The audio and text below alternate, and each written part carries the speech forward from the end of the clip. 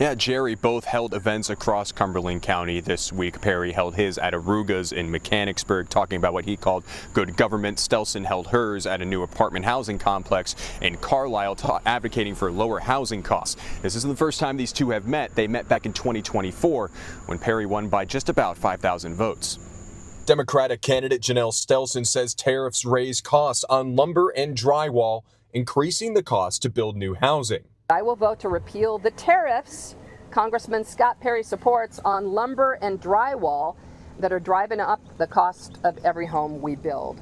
Adding she wants to build on the newly enacted 21st Century Road to Housing Act, which Perry voted against.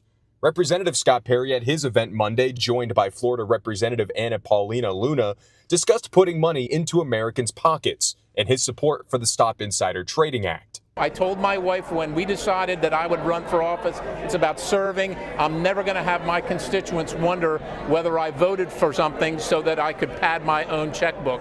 Perry labeled himself a tough vote when it comes to legislation. We asked Perry to respond to claims from Stelson about whether he's more loyal to President Donald Trump and billionaires than 10th District voters. The one person, the one representative on the Republican side that has stood for my constituents, even at the times when it either was not with my party or with the president, is Scott Perry. In a district Perry won by a slim margin in 2024, we asked Stelson how she caters to voters on the opposite side of the aisle. One thing that I've been doing as a broadcaster for more than 30 years is listening to what people have to say, shining a bright light on their issues and concerns. The job title is representative, which means I'll be representing everybody in this district.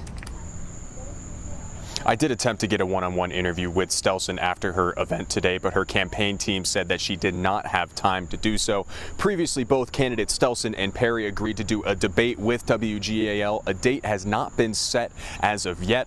The election is November 3rd. In Carlisle, AJ Sisson, WGAL News 8.